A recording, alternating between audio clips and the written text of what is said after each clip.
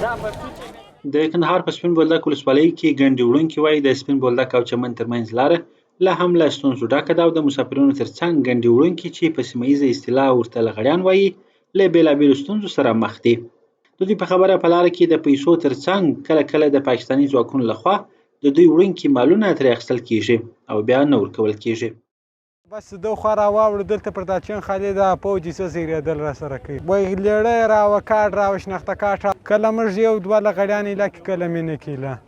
یو دا د امارات پرچی والا پر روان ولا سختي ده ډېره واره سختي ده بس یا اوس هم شکر دی بس الحمدلله د روزي رسي پخوا هم شو دغه غوښتنه ده چې دا لاره نو که وساسي دا لاره بیخي سخته ده ملیشیا والا ډېره بره سختي کوي بله اصلي تذکرې هم راوپسې جیلې هم راوپسې بله خو دغه چې یو څه وساسي د پیسو لپاره کار کوي. ګنډې وړونکي د کندهار د سپین بولدک ترڅنګ په ننګرهار او ځینو نورو هغه ولایتونو کې هم چې ډیورنډ کرښې ته څیرمه پراته دي دغه کاروبار کوي او پر فرضي کرښه خوراکي توکي د موټرانو پرزې برېښنایي او نور توکي یوې او بلې خواته اړوي. ګنډې وړونکي وایي د دې ترڅنګ چې پیسې ترې اخیستل کیږي اکثره وخت د پاکستاني ملیشو لخوا وهل او ډبول کیږي خو دوی مجبور دي چې کار وکړي او د کورنۍ لپاره نفقه برابره کړي. دغه 1500 1500 2000 دا کم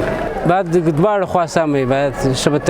طبیعت روان وي دا طالبان او دا خلک ښه څه کومک وکړي پشکې 3-4 کاله کېږي چې کاروبار کوم 2500 3000 روپۍ داسې ګټم کلدارې ګټم. که څه هم چارواکي پر دغه لار د ګنډې وړونکو د کاروبار او د هغوی د شمېر په اړه څه نه وایي خو څه موده وړاندې د سپین بولدک ولسوال په ژواک خبري اژانس ته ویلي وو چې پر دغه لار تر 15000 ډېر ګنډې وړونکي یا لغړیان په کاروبار بوخت دي. په ژواک خبري اژانس د پیښو ریښتینې هنداره